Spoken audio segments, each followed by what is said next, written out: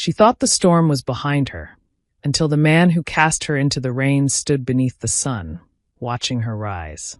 Alina had escaped. She had rebuilt. With her daughter in her arms and a future blooming under her feet, she walked beside the man who had given her a second chance. But when her past showed up on a construction site, wearing the same face with a new lie on his tongue, everything she had built was suddenly under threat. The construction site was loud, metal against metal, engines groaning, and voices shouting orders above the clangor of progress. Dust hung in the air, swirling in golden shafts of sunlight that pierced through the skeletal structure of a future skyline.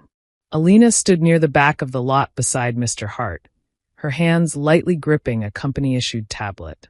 The sun pressed hot against her neck, though she was dressed sharply in a cream blouse tucked into black slacks. Her hair was pinned back, neat, controlled. She looked like she belonged, because she did. She had come far enough now to walk through this world without flinching. She stayed close to Mr. Hart as he gave notes to the lead architect. They were checking the second phase of a commercial tower, one of Hart Development's largest urban projects to date. It wasn't just a formality. He had asked her to accompany him personally.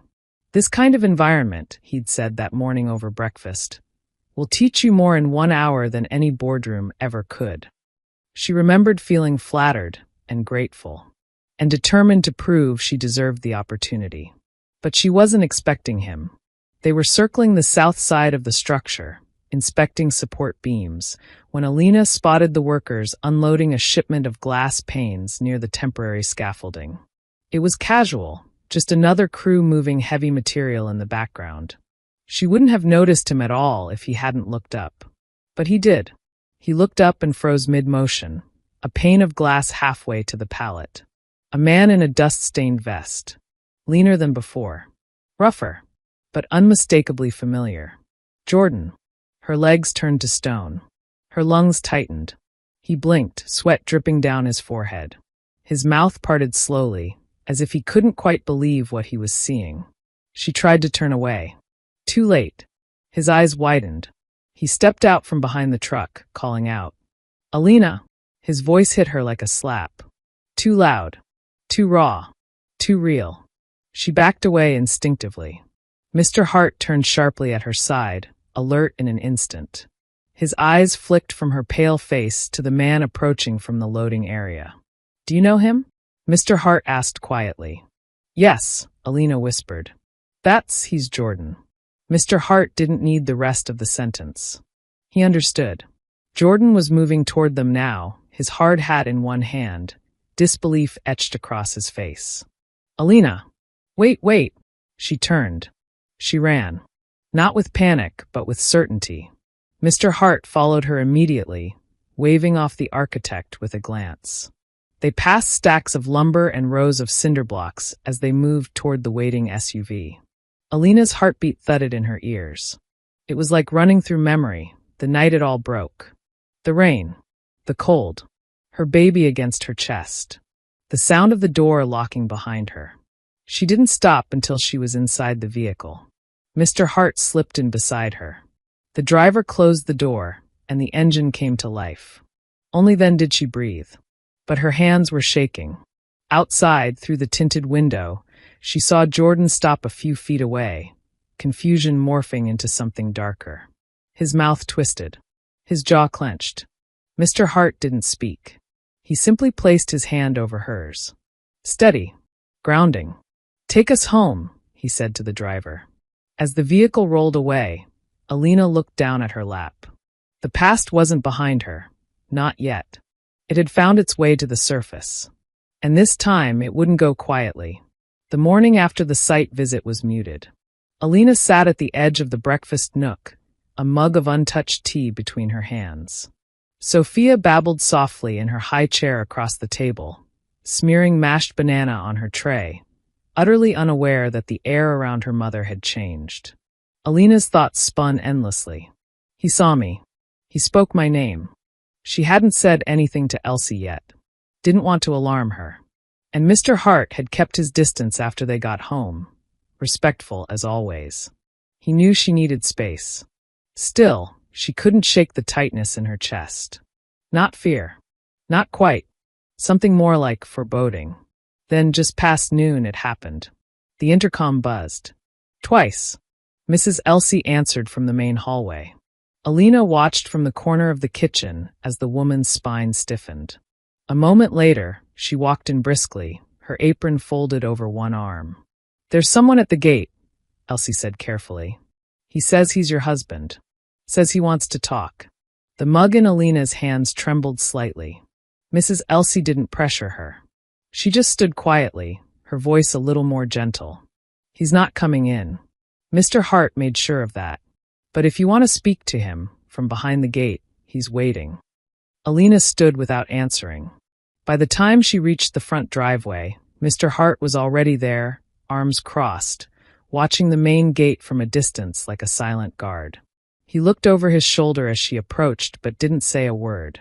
She walked slowly toward the entrance, heart thumping, stomach churning. There he was, Jordan, standing just outside the tall black bars, wearing jeans that were too clean for a construction worker, and a white shirt with sleeves rolled to the elbows. In his hand, like some kind of joke, was a bouquet of supermarket roses. Alina, he breathed when he saw her. Oh, thank God. She said nothing. He stepped forward, fingers wrapping around the gate bars. I've been looking for you everywhere. You disappeared. I had to, she replied coldly. You left me no choice. I made a mistake, he said quickly, voice breaking just enough to sound practiced. I was scared. I wasn't thinking. I thought you were trying to trap me with the baby, but I was wrong. I know that now. Alina's jaw clenched. Don't do that, she said. Don't act like I ran off without reason. You kicked me out. With nothing. In the middle of the night. In the rain. He looked down, shaking his head. I've been carrying that guilt every day since. Not enough to come looking. Not until you saw me at the site. That made him flinch. Alina folded her arms, putting steel in her spine. You didn't come here to apologize. You came here because I looked like I was doing well. You came because I wasn't desperate anymore. I came, Jordan said, stepping closer, voice tightening, because I still love you. No, you don't. She stared him down, her voice calm now, like ice. You loved control. You loved the feeling of being above me. When I needed you most, you discarded me like trash. You don't love me, Jordan. You just hate that I learned how to live without you. His expression changed. The sorrow twisted into something else. Bitterness. Ego. The mask slipping. You think you're better than me now, he spat. Because you live in some rich man's house? You think that's real? You think he actually sees you? Alina didn't blink. He sees me better than you ever did. Jordan pressed his face against the bars, jaw tight. I want my family back. There is no your family, she said. That ended the night you locked the door. She turned. Walked away. He shouted after her. You'll regret this, Alina. She didn't respond. Mr. Hart was waiting 10 steps behind her. You okay? He asked softly. She nodded. But deep down, something tightened in her gut. Because Jordan hadn't come for forgiveness. He had come to reclaim what he believed was his. And men like that didn't walk away quietly. The mansion was quiet again. Too quiet. Alina checked the nursery door 3 times that evening before turning in for the night. She adjusted Sophia's blanket, watched her chest rise and fall, stroked her tiny curls with trembling fingers. She had told herself Jordan's threat was empty. Desperate words from a man whose control had slipped. But deep down, something about his eyes at the gate, wide, burning, cornered, had lodged in her. He wasn't finished. She could feel it. Mr. Hart had already called in additional security. Cameras were reviewed, the gate guards rotated, the estate perimeter double-checked. Still, she slept lightly that night, her phone on the nightstand, baby monitor app glowing softly beside it. The next day passed uneventfully. Alina tried to focus on her work.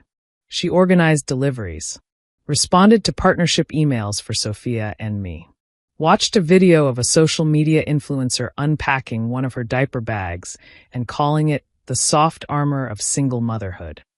It should have filled her with joy. Instead, her nerves buzzed. That evening, Just after 7 p.m., she stepped out of the shower and reached for her phone. One notification. Baby monitor disconnected. Her heart stopped. She checked the Wi-Fi. Full signal. She rushed to the nursery. The door was open. The crib was empty. The window open. "No," she whispered, breath catching. She bolted down the hallway, nearly colliding with Mrs. Elsie. "Sophia's gone," Alina choked out. "She's not in her crib, she's not. He took her. I know he did." Elsie turned pale. "Stay here. I'll call Mr. Hart." But Alina was already moving. Running. Down the stairs. Past the dining hall. Through the back exit. Into the garden barefoot, robe flying behind her. "Sophia." No answer. Only wind and rustling leaves. 10 minutes later, the estate was in full lockdown. Mr. Hart had arrived within moments, flanked by 2 private security agents.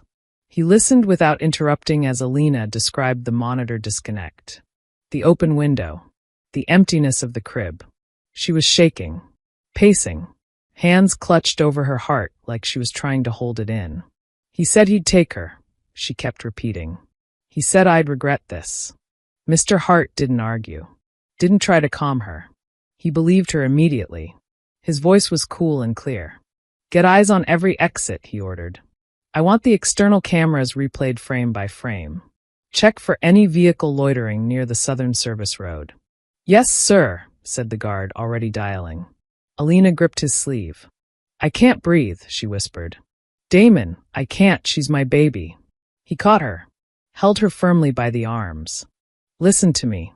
You need to stay grounded. Right here. With me. We are going to bring her back." Her knees buckled. He caught her again. "Don't let him hurt her," she begged. "Don't let him take her from me." "I won't," Mr. Hart said. "Not now. Not ever." 30 minutes later, they had footage. A low-resolution clip from a service cam showed Jordan's pickup truck, unmistakable, slipping onto the old access road behind the eastern fence. He'd used the temporary scaffold gate. Somehow, he knew the weak points, knew how to avoid the guards. He'd timed it perfectly. Back inside, Alina sat at the edge of the nursery bed, arms wrapped around herself, rocking slightly, whispering to no one. Mr. Hart re-entered, phone still in hand. "I know where he's gone," he said. She looked up. "Where?" "A roadside motel near the edge of town. He used to frequent it for side jobs. My team pinged his phone's location." She stood instantly. "I'm going with you." "No," he said, gently but firmly. "You need to stay here. In case he calls. In case Sophia's brought back while we move." She clenched her fists. "I can't sit here while she's out there." He placed both hands on her shoulders. "You gave me your trust once," he said. "I need it again now." Their eyes locked. Pain. Rage. Fear. Hope. Then she nodded. And Mr. Hart was gone. The motel was exactly the kind of place a man like Jordan would choose. Off the main road. Hidden behind a rundown gas station. A neon vacancy sign blinked half-lit beside an old ice machine and cracked pavement. 2 rows of rooms faced the parking lot, most of them with curtains drawn. Only a few cars sat parked in front of faded door numbers. Mr. Hart's black SUV rolled to a stop in silence. The security detail flanked the vehicle before it fully parked, moving like shadows. He stepped out calmly, dressed not in his usual suit but a dark jacket, plain shirt, and boots. No fanfare. No business persona. Tonight, he wasn't a CEO.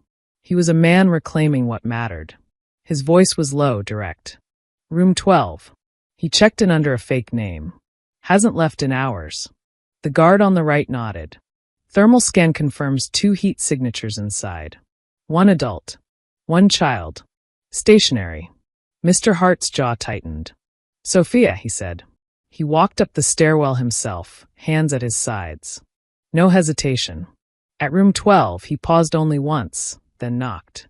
3 sharp raps. No answer. He knocked again, harder.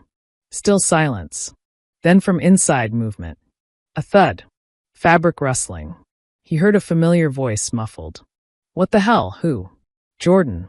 Mr. Hart spoke clearly through the door. Open it or I open it for you. More shuffling. Then the lock clicked. The door creaked open slowly. Jordan's face appeared, pale and sweaty. Disheveled. Eyes wild. What are you doing here? He barked. You can't. Mr. Hart stepped forward and shoved the door wide. Jordan stumbled back. She's my kid. I have rights. The room was small, dimly lit. Clothes and empty snack wrappers littered the floor. And there, on the far bed, sat Sophia, wrapped in the same floral blanket from her crib.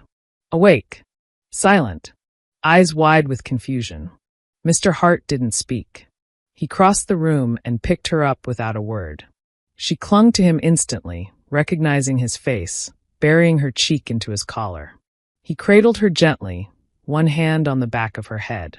Behind him, Jordan raged. You can't just take her. This is kidnapping. I'll call the cops. You rich bastard think you own everything. Mr. Hart turned slowly, child in his arms, voice like iron. You don't know what you've just done. I'm her father. Jordan shouted. You're a threat, Mr. Hart said. To her safety. To her future. You were given a second chance when you left them behind. You chose to ruin it. Jordan lunged. Mr. Hart didn't flinch. One of the guards stepped between them and pinned Jordan against the peeling wallpaper in seconds. Touch me again, Mr. Hart said, and you'll leave here in cuffs or worse. Sirens howled in the distance. Lights began flashing through the window. You're going to jail, Jordan spat, eyes flaring. Mr. Hart turned to the door. Yes, you are. Alina was waiting at the mansion gate when they returned. The SUV barely stopped before she rushed forward, arms out, hair wild around her face. Sophia reached toward her mother with a tiny whimper. Alina broke into a sob, scooping her into her arms and clutching her so close it looked like she might never let go. You're safe, she whispered. Mama's got you. I've got you. Mr. Hart stood beside them, watching the reunion with a sharp ache in his chest. Sophia's small fingers tugged at her mother's collar. Alina kissed every inch of her face through tears. Then she looked up at him. Thank you, she breathed. Thank you for bringing her back. He didn't say anything, but in his eyes was a promise. No one would ever hurt them again. The courthouse was quiet that morning. Gray clouds loomed over the building, but the light inside was steady, filtered through tall windows onto clean marble floors. The scent of polished wood and old law books clung to the air. Alina stood outside the courtroom doors, dressed in a fitted navy dress and low heels. Her natural curls framed her face, and a fine gold chain held the locket she wore. Inside it, a photo of Sophia. It wasn't armor. It was truth. She didn't come to beg. She came to end something. Mr. Hart was there beside her, tailored and silent, offering his strength without words. He hadn't pushed her to pursue legal action. He hadn't interfered. But when she told him she was filing for divorce, he made sure she had the best attorney in the city. And today was the final hearing. The official ending. I'm not nervous, she said suddenly, her voice steady. I know, he replied, voice calm. I thought I'd feel sick. That's how you know you've already let go. She looked up at him and smiled, tired but real. Then the doors opened. The courtroom was simple. No audience, just the judge, 2 attorneys, a bailiff, and Jordan. He was seated at the left, hair shorter than before, jaw unshaven, and eyes bitter. No remorse. No apology. Just a quiet fury simmering under the surface. Alina didn't look at him. Not once. She faced the judge, answered every question clearly. Yes, Your Honor. The marriage is irreparable. Yes, I am the sole caregiver of the child. Yes, I am financially independent. No, I am not seeking spousal support. Yes, I am requesting full custody with supervised visitation to be decided pending psychological evaluation. Her voice never trembled. Jordan scoffed once, muttered something under his breath. His lawyer didn't even try to argue. The judge's decision was swift and clear. The court grants this divorce in full. Custody awarded to the mother. The father is ordered to attend counseling and may petition for supervised visitation in 1 year, contingent on behavioral review. The gavel fell. Alina exhaled deeply. so deeply her lungs felt brand new. It was over. The chain was broken. Outside the courthouse, she didn't cry. She didn't celebrate either. She just stood in the breeze, head tilted back, letting the cool wind brush over her face. Mr. Hart joined her quietly, holding a folded coat. "Are you cold?" "No," she said. "I'm free." He nodded once, watching her. Then it was a good day. She turned to face him fully. "I didn't survive him just to be safe," she said. "I want to thrive. For Sophia. For me." "And you will," he said. "What's next?" She didn't hesitate. "Sophia and me. I want to take it from a small brand to something real. Something that reaches women who think they're alone." Mr. Hart smiled, subtle but proud. "I've already scheduled a meeting with our media advisor. You're going to need press coverage, distribution partners, and funding." "I don't want a handout," she said. "You won't get one," he replied. "But you will get someone who believes in you." She looked at him for a long moment. "I don't know how to thank you," she whispered. "Then don't," he said softly. "Just don't disappear."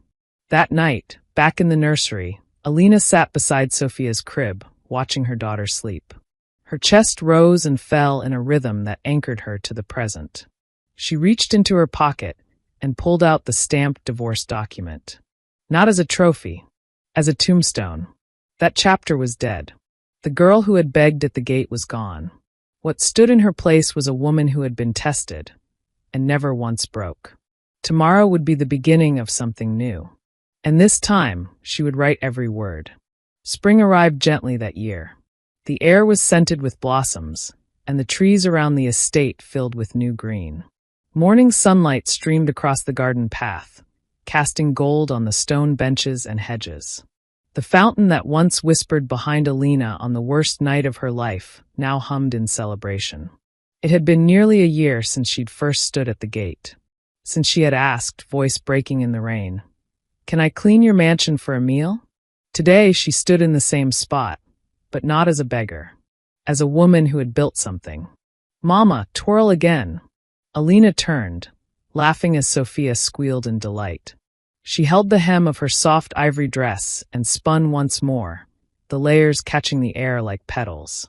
Sophia clapped from her spot beside Mrs. Elsie, who sat proudly in the front row of white chairs lining the garden aisle. Alina knelt beside her daughter, smoothing a curl from her forehead. "You ready, my flower girl?" Sophia nodded, wide-eyed. "We're getting married today." Alina chuckled. "Not you, baby. We are." She stood and looked toward the archway woven with jasmine and white roses. Beyond it stood Damon Hart, the man who had opened his door, and never once made her feel like she had to earn the right to stay. He stood in a dark suit, crisp and classic, no tie, just a boutonniere tucked near his lapel. But it wasn't the clothes that made her breath catch. It was the way he looked at her. Like nothing had ever made more sense than this moment. The ceremony was small, intentional. Just a few close friends from the Sophia and me board, Mrs. Elsie, Damon's business partner, and the staff who had become family. There were no vows written on paper. They spoke from where it mattered most. Alina's voice trembled slightly as she began. "I never thought I would say this surrounded by beauty and love. For so long, I believed I was disposable, like safety was for other people. But you gave me space to breathe again, and then to dream again. You showed me that I was never broken. I was just never seen. Until you." Damon's voice was soft and steady as he replied. "I had walls. I had systems. Everything worked. Everything was safe. But none of it meant anything until I heard you speak at the gate. You weren't begging, you were surviving. And I've spent every day since realizing that I didn't take you in to save you. I took you in because I knew you would save me." Sophia clapped again, beaming, not understanding all the words, but feeling the truth in the air. When they kissed, it wasn't the grand, cinematic kind. It was something quieter, deeper, like two people who had earned peace. That evening, as guests departed and stars blinked to life above the estate, Alina stood on the balcony outside their shared room. Her veil fluttered behind her. She leaned against the railing, watching the world that once felt unreachable. Damon joined her, a glass of champagne in one hand, the other slipping easily around her waist. "Thinking?" he asked. "Remembering," she said. She turned to look at him. "Do you know what day it is tomorrow?" He raised an eyebrow. "1 year," she said. "To the day. Since I stood at your gate." He nodded slowly. "I remember the rain. I remember your eyes. You looked at me like I was a person." She smiled. "Not a burden." "You were never a burden," he said. "You were a spark." Alina leaned into him, her head resting against his chest. Below them, in the nursery, Sophia slept soundly. Safe. Loved. Home. And this time, the mansion wasn't just filled with light. It was filled with life. With family. 3 years later, the mansion hadn't changed much. The garden still bloomed with jasmine and magnolia. The fountain still whispered softly in the courtyard. And the soft buzz of life still hummed through the halls. Only now it had grown richer, fuller. Inside the glass-walled sunroom, Sophia sat cross-legged on the carpet with a sketchbook in her lap. Crayons were scattered across the floor, and her brow furrowed in fierce concentration. Damon sat nearby, reading from a tablet but watching her with quiet amusement. "She's drawing the company logo again," he said over his shoulder. Alina appeared in the doorway, her silhouette framed by sunlight and success. A fitted linen jumpsuit, gold hoops, barefoot and in complete command of her world. "She's practicing," Alina said. "She says she wants to run Sophia and me one day." Damon chuckled. "She'll probably take my job too." Alina crossed to him, leaned down, and kissed his cheek. "Don't tempt her," she whispered. The brand had grown beyond what she'd imagined. Sophia and me now supported single mothers nationwide, with resource kits, childcare grants, flexible job training, and even transitional housing partnerships. It wasn't a business anymore. It was a movement, a way to build bridges where other systems had built walls. And it was hers, built with pain and grace, and people who chose to believe in her when she couldn't believe in herself. That afternoon, a knock came at the front gate. It was raining softly this time. Through the camera, Alina saw a woman standing alone. Thin coat, no umbrella, holding the hand of a small boy who stared wide-eyed at the lights of the estate. Her voice on the intercom was barely a whisper. "I'm sorry to bother you. I don't want money. I just thought maybe someone here might listen." Alina didn't hesitate. She pressed the gate release, then turned to Damon and smiled softly. "I'll be right back," she said. "I think we have a guest." She stepped outside into the rain, not to run from it, but to offer shelter. Because she knew what it was like to stand at the gate, soaking, afraid, and unseen. And now it was her turn to open the door. We have come to the end of the story. I hope you enjoyed it. Leave a like and subscribe to my YouTube channel for more interesting stories.